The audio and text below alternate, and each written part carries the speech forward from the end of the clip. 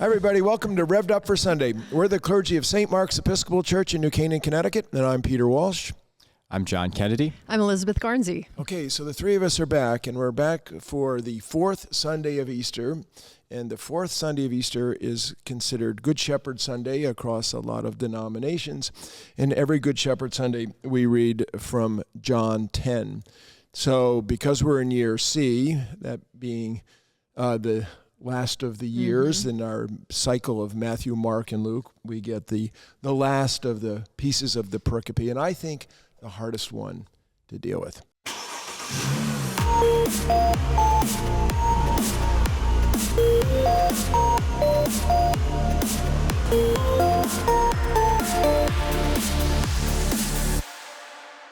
So let's take a look at this. This is John 10, verses 22 to 30. At that time, the festival of the dedication took place in Jerusalem. It was winter, and Jesus was walking in the temple in the portico of Solomon. So the Jews gathered around him and said to him, "How long will you keep us in suspense? If you are the Messiah, tell us plainly." Jesus answered, "I have told you, and you do not believe. The works that I do in my Father's name testify to me, but you do not believe, because you do not belong to my sheep. My sheep hear my voice, I know them, and they follow me. I give them eternal life, and they will never perish. No one will snatch them out of my hand. What my Father has given me is greater than all else, and no one can snatch it out of the Father's hand. The Father and I are one." Okay, so here we go. We're in chapter 10 of John's Gospel, and we've already heard in chapter 10 a series of parables, metaphors, probably allegories and allusions too, of Jesus and sheep and shepherding. And we've had sheepfold. We've had Jesus as saying, "I am the good," or "I am the noble shepherd." We've heard, "I am the gate," two of these great "I am" statements. Behind all this is Ezekiel 34 about what is a good shepherd of Israel and some question about who is that good shepherd. Now, before we get to our pericope, our passage, there's a little piece that's not there, and I'd just like to read it for everybody to give us some context. This is verse 19, and it says, "And the Jews were divided because of these words. Many of them were saying, 'He has a demon and is out of his mind. Why listen to him?' Others were saying, 'These are not the words of one who has a demon. Can a demon open the eyes of the blind?'" And so now as we pick up our passage, we are 3 months later from the earlier parts of the passages. We're at a different festival. We've moved from tabernacles to dedication, but we're in the same conversation as though we're seamless. Jesus is surrounded by a group of folk up on the Temple Mount at Solomon's area, and there is conflict and conversation. And Jesus claims union with the Father, which is blasphemous. And in the end, they want to kill him. We don't get that either. But a lot of what we get is about Jesus's identity, all in the shepherd language. Yeah, I think that you said in the beginning that this is the most difficult of the three sections that we get over the 3 years lectionary. And I think you're right. I think primarily because it's taken out of context, right. And we're separating this whole portion of a conversation from, as you said, a long conversation that hasn't really stopped since the beginning of the chapter. And I think there's some controversy around that chronology that, begins in the Feast of the Tabernacles in the fall. And then by now we're in the winter at Hannukah, or the Feast of the Dedication. And, Northrop Frye, the author of The Great Code, he says that there's nothing in the Bible because it's historically accurate. It's there as part of the Great Code, of archetypes and themes that are trying to paint a theological picture and complete a grand arc of, salvation history and stuff. So I don't think that John is bound by any chronology, and the theology of the thing trumps any kind of chronological logic, because it doesn't matter that the season has changed, because the whole conversation is one thing. John is interpreting that man born blind in chapter 9, and by 10, he's being confronted with, the establishment who want to know who he is once and for all. And they're irritated and So I don't know. Anyway, just an aside, I guess, that maybe the chronology isn't so. Yeah, I think I'll repeat something I said in a recent pod, that I think the history matters, but that the biblical authors, in this case the evangelist, isn't bound, as you said, Elizabeth, by the precise, was this the right day? Was this even the right season? Was this the right festival? That there's real sort of looseness around the edges. So I totally in agreement with that point. Maybe just one thing to say is Hannukah is if we're talking about the archetypal or sort of symbolic or deeper meanings of, in this case, the festival that is linked to this teaching. I mean, Hannukah is sort of one of the great Jewish celebrations of liberation, of deliverance. Mm-hmm. Obviously, the great celebration and feast of deliverance is the Passover, but Hannukah has very strong echoes of the Passover and ones that we as Christians maybe aren't always as familiar with. I mean, we all know Hannukah as something on the calendar that our Jewish neighbors celebrate, but the story is very powerful. And it's something that takes place in the 2nd century BC, about 167. And this is at a time when Syrian rulers had occupied Jerusalem, and they had desecrated the temple. They had erected an idol, a statue of another god, and forbade Jews from practicing their religion, from following the law, the Torah. And then there's this revolution. Judas Maccabeus and his companions actually managed to overthrow the oppressors and establish a dynasty that lasts for a long time, lasts over 100 years.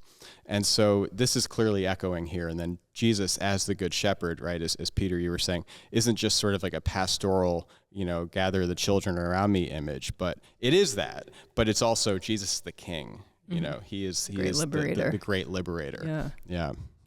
Yeah, and taking both the strands of what you're saying together, which is the history and the symbolism of these and how they become one in John's genius of writing.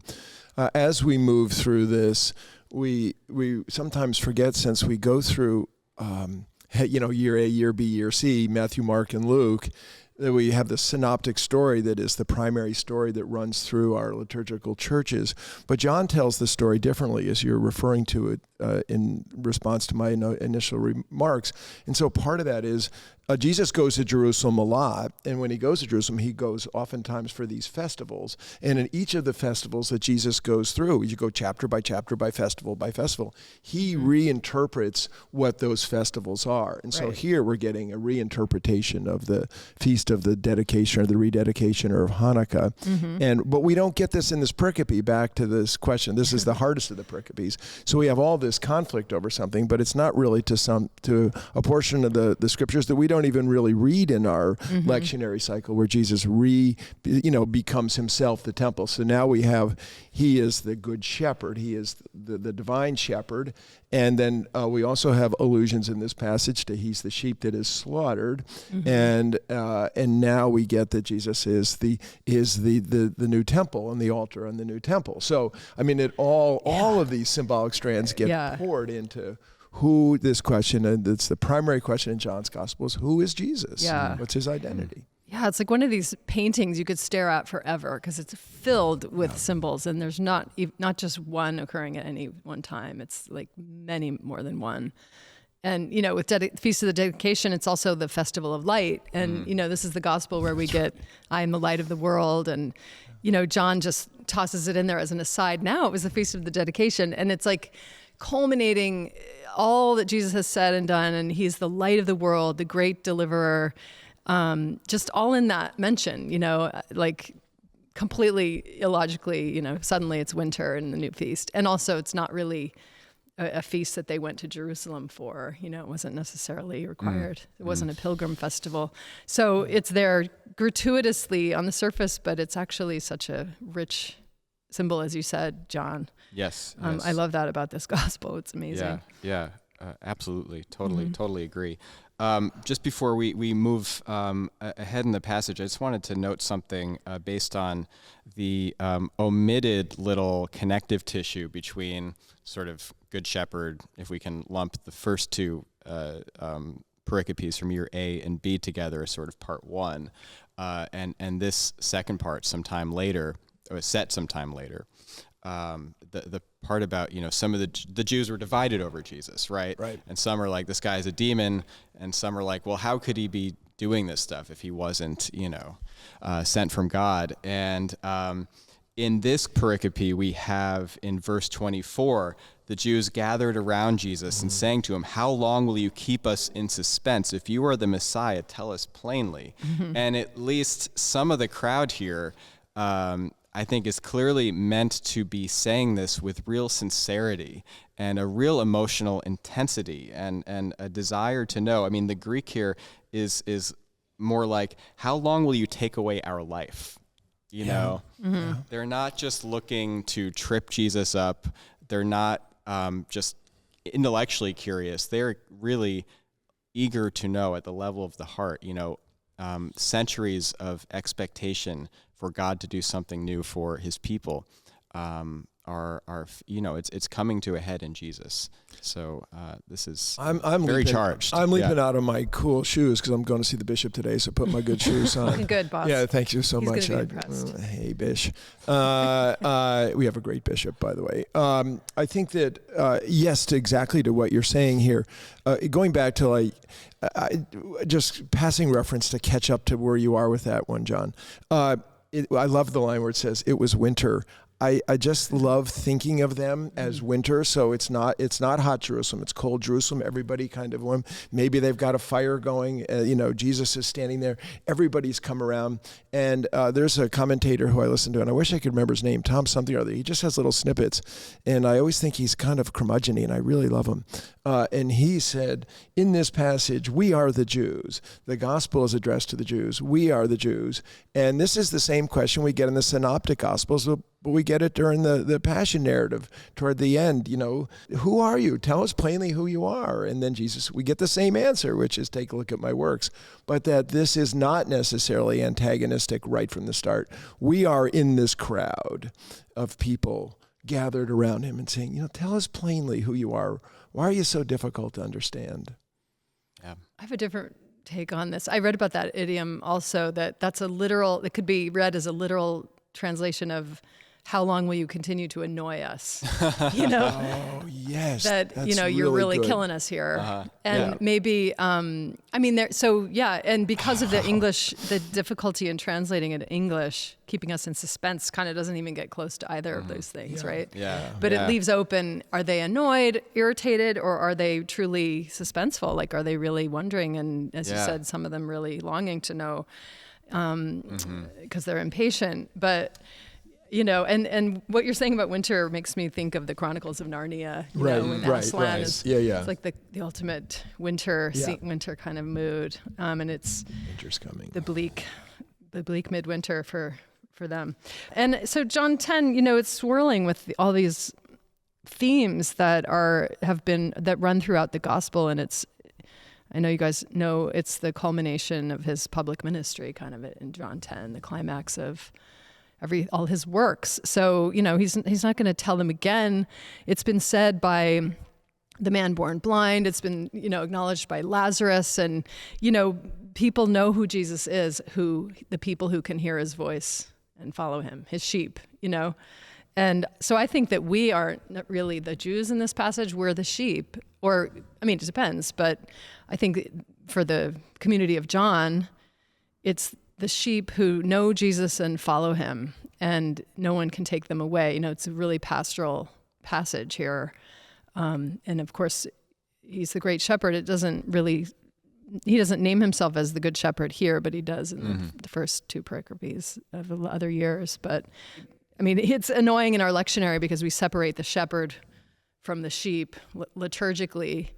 We have Jesus here, but it just doesn't work over the 3 years to get the whole meaning of this passage. Sure. But I do think that, we're really, or the church anyway, or is the sheep, and it's really meant to be the whole world.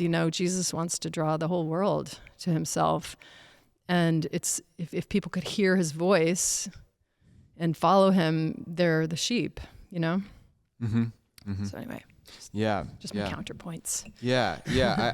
I'd like to pick up on how John has dealt with Jesus's messianic identity up until this point. I mean, Elizabeth, as you have said, others have been talking about it, but also fairly unique to John, Jesus is talking about it in pretty clear terms. I mean, not always in front of these people. That is what he talks about. But yeah, I mean, let's just do a little tour through John up until this point. The first thing that Jesus says about his messianic identity is to the woman at the well, and he states it about as clearly and strongly as he can.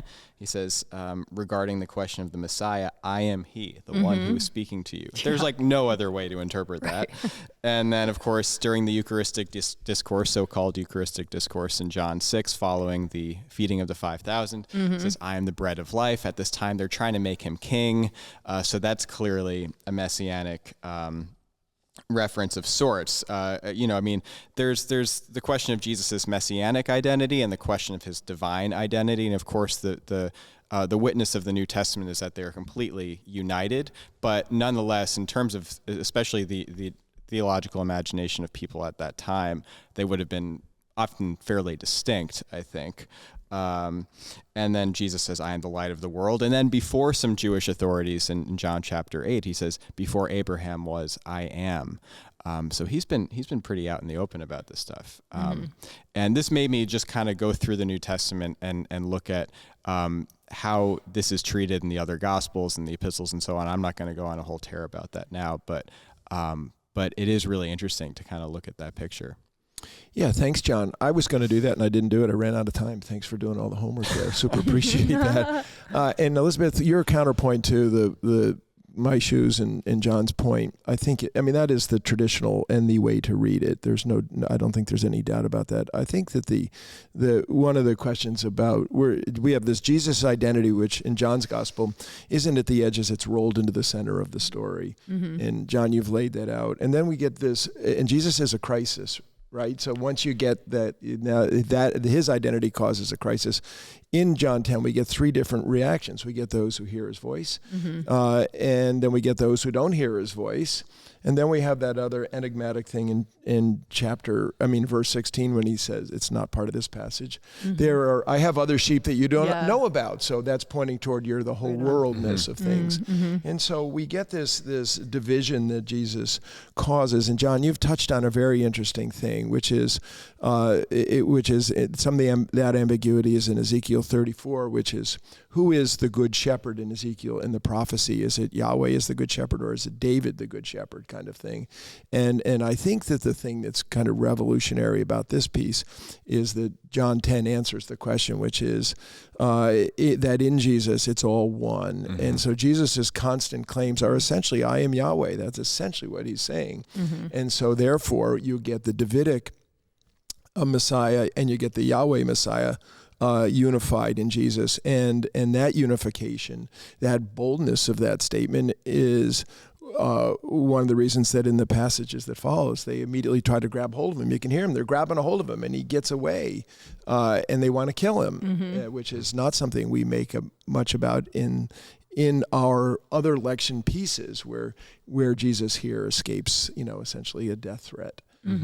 Because his hour has not yet come, but he does escape a death threat. Multiple times, and he's blaspheming. That's they're trying to get him to. That's the reason. If it's hostility that they're exhibiting, they want him to blaspheme outright. Yes.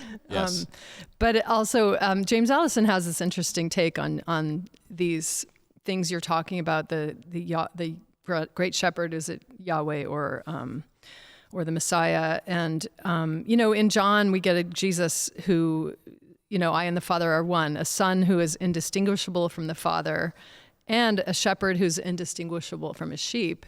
And earlier in this, John 10, we get how Jesus enters through the sheep gate, and like the sheep, the sacrificial sheep. And he says, anyone who enters through another way is a thief and a bandit. Right. And he's referring to these establishment religious authorities that are, trying to confront him and do him in. But as the shepherd to the sheep, he's going to be the first sheep sacrificed, the one who is the great sacrificial lamb. We have two types of sheep going on here. And then we also have the Lord in John, who's indistinguishable from a brother or a friend. At the end of the gospel, he says, I have called you friends. And he's unifying everything into, the oneness is like, he loves his sheep so much he'll lay down his life for them. And he's one of them. And yeah, he's their shepherd, And I think that's the beauty of this whole of John 10 is that they cannot understand that. They will not. The people who just want to kill him, it's an impossible thing to understand unless he breaks you open and heals you or, forgives you or whatever he does to all these people who see him, raises Lazarus from the dead. Or Nicodemus, his words to Nicodemus, born from on high sort of thing, unless you're born from on high. Because not everybody is witnessing what he says to the woman at the well or some of the, the examples that you went through, John. How is someone to know? Well, I think that the ultimate answer in John's gospel is born from on high. Yeah.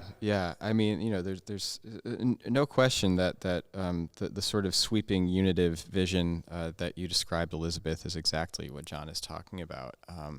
And it's always a really astonishing thing to behold when we really sort of can be present to these stories and to this language and to these images and what they open up in the dimension of our soul. The being of God is such that it wills to draw all in. And that's what it's about. And to talk about it, I mean, right now I'm feeling to talk about it is just like, it's just like dust. It's, whatever. Compared with the reality, which is what all this is meant to break open to us, and to transform us, right? The experience is meant to be a transformative one. But I think this is an interesting segue as well to the question of, because I heard the word indistinguishable a few times, and the other side of my sort of tour through the New Testament claims about Jesus's divinity is like, all right, I'm not going to, make it too easy on myself as somebody who's, taken vows to uphold the doctrine of the Christian faith that, holds that Jesus, the Son and the Father and the Holy Spirit are all co-equal. So like, let's also look for where the New Testament talks about the Father being greater than the Son in some sense. So in other words, the question of distinction alongside union or relationship, and get that quite clearly, including in John in chapter 14, where he says the Father is greater than I. So in other words, I guess what I find interesting is to think about the question or the matter of to what extent are we drawn into union with God through the love of God and through Jesus, and to what extent do we remain sort of distinct? And maybe this question is only live for me because I've been going through a Christian mysticism course here at St. Mark's that Emma and I have been leading through Lent. But anyway, in different mystical traditions, we get different conceptions of union with the divine.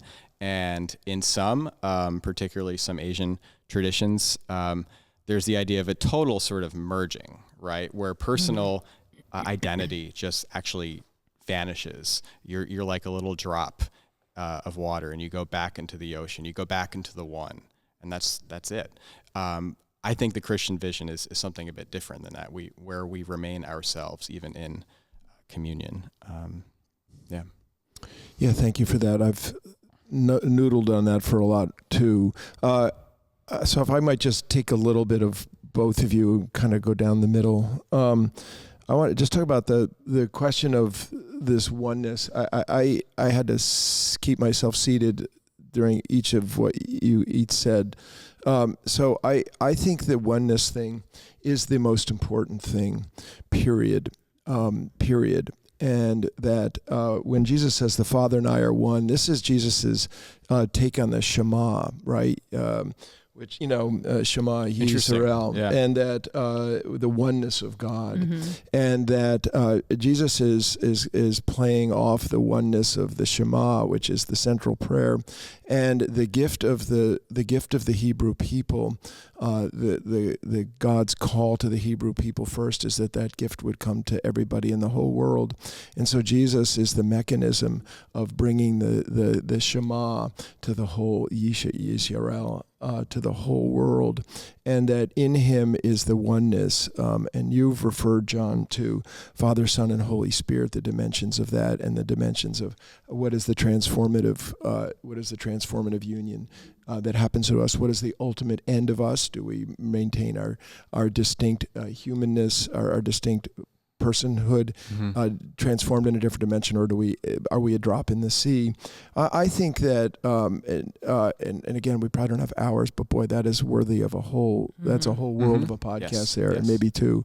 But I think that in its application now, I think that to be touched by the power of the Spirit, to understand the unity and the oneness of all in the divine vision, blitzes and blows away the ridiculousness of the divisions that we as human beings have entered into that has divided everything. This is something, a voice you always have in this. We have, as a Christian denomination, a Christian religion, done great harm by the divisions that we have introduced, as though these divisions are greater than the divine being, and they are not greater than divine being. And then we have divided ourselves between other religions. We divided this and divided that. It is all human-made fabrication out of our darkness, and the light of God is a unity in the divine being, and that's what Jesus is pointing toward here, is this oneness, and he is this light. And once we get the light, it means that we no longer have to act out of our tribal smallness, and we can act out of the divine life, and that's what Jesus is trying to give. And people have a hard time with that, and that how that gets transformed, what happens to us in the lifetime as a mystic, as someone in spiritual growth, starts to come in touch with that and has the doors of their perceptions blown open as they drop the cultural stuff that we appropriate through our family, through our cultures, and we begin to love all. This is what Francis of Assisi did, right? Is the great lover, and that's the mechanism of this life, which is love, and that enlightenment is a light of love. And then we get this, and the ultimate ends, I'm just going to leave that for another time. I think it's very exciting and very important stuff. Yeah. Because I think it can change the world. I think it can change the world. Yeah. Oh my God, that's so beautiful, Peter. I'm thinking about the words that we use, equal versus one, sameness versus, interdependent, God, the Rev'd has a picture of this, the hand of God spawning this great diversity, biodiversity of creation, and how everything has a place and everything's beautiful and everything proceeds from the thing that came before it, and everything needs the other things to flourish. And God loves them all, equally and as one, and everything's a face of God, a facet of God. And what we lose sight of in all of our division making is that some are better than others, some are unnecessary, some are for our use only. It's like incredible short-sightedness of the importance of diversity of God, the grand, multi-cosmic, oneness of everything that's diverse. I love that you're bringing it to creation, and that we have the most perfect visual I can imagine in the world for that right there. I'm sorry if it appears small on your screen, but the fact that we that Christians have taken, this is going to quite another biblical place, but taken the language of dominion, that is in Genesis chapter 1, human beings given dominion over the world, to mean that we can have this exploitative, instrumentalizing relationship with, extractive relationship, if relationship is even the right word, with the natural world is just a travesty, and that any knowledge or experience of God as love, or just God who is love, any contact with that just completely obliterates any validity that entirely self-serving, cynical attitude might have. I mean, the witness of Saint Francis and so many other mystics is the natural world reveals God to us. Pivoting just a little bit, I think so. Peter, that was an incredible, mini sermon of sorts. Sorry about that. Sorry. It was beautiful. I mean, all I mean in calling it that is that it was, rhetorically really rich and moving. So I really loved it. One thing I have a question about is the question of divisions in religion, and I just don't know the fullness of what you mean, but and this is not like a point that I want to wave a flag around for, but just in the interest of enriching the conversation, it's a real live question for me is, as a priest, whether holding on to, let's say, what Christians hold to be our sort of revealed truths, like the Trinity, the resurrection of Christ, and so on, holding to that as opposed to, let's say, what you might hear from the Dalai Lama. If you ask him what are the ultimate truths, he wouldn't talk about the Trinity or the resurrection of Christ. Whether holding to that is any impediment to this sort of unitive love, and I would say that it's not.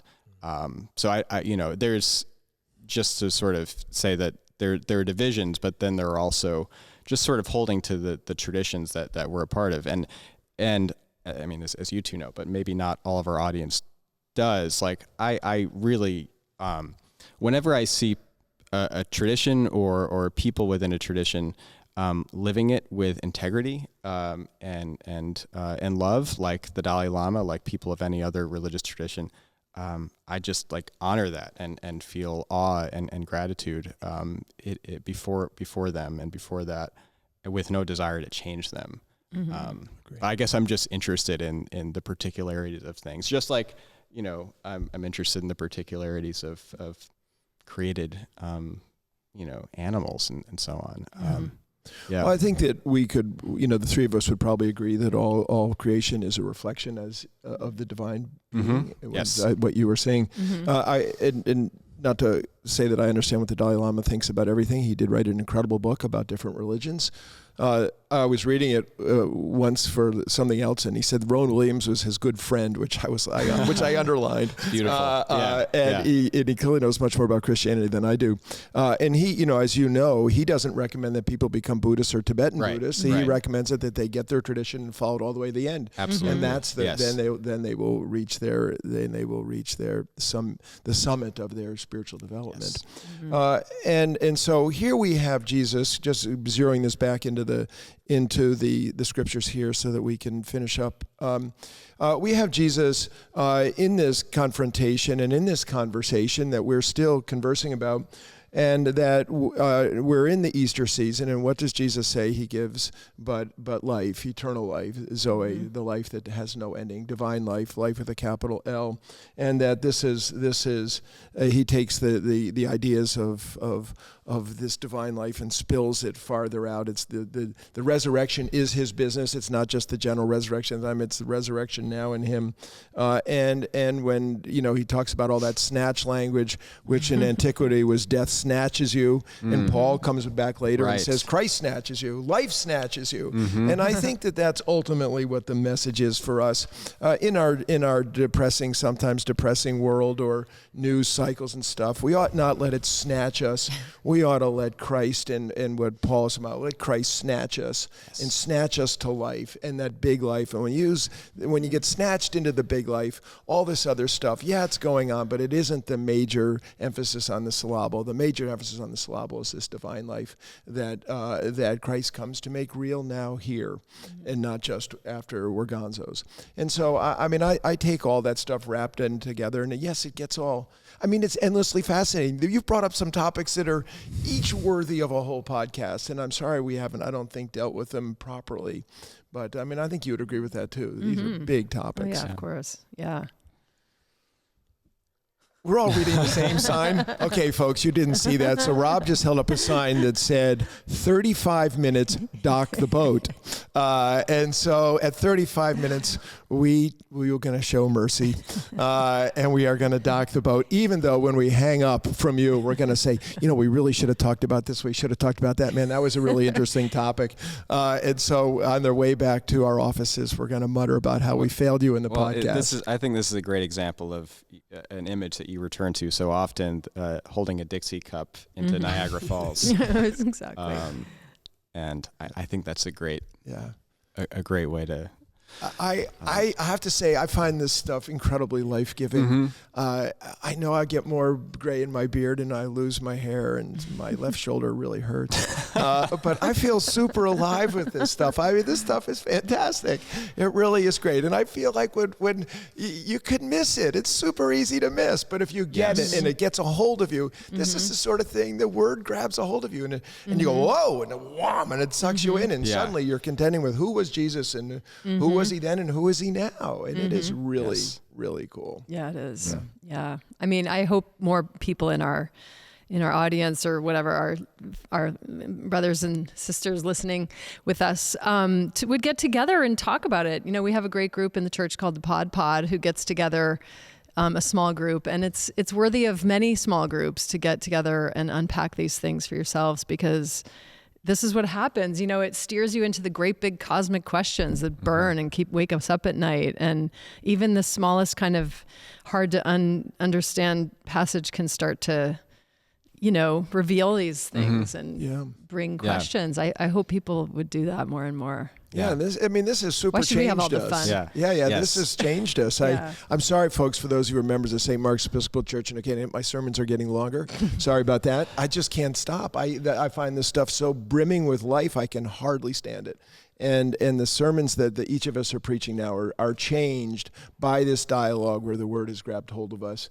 And I'm getting emails, not just about my own sermons, but about your sermons that say, you're really opening up the gospel, and we're able to open it up more. This is something that N.T. Wright is always talking about. Don't just read the scripture by yourself, but read it in communion with others and in a conversation, because you get a lot out of it. I mean, you look at how much you are all teaching me. It's incredible. Vice versa. Fantastic. Yeah. Okay, so at long last, Rob's not even holding up signs anymore. Rob's got one. Yeah, he's right. Rob's actually had to go to the bathroom. He'll be back in a moment. Anyway, God bless you. Peace be with you. We just think it's the best that you hang in here with us, and we're super honored by that. So take care. See you again.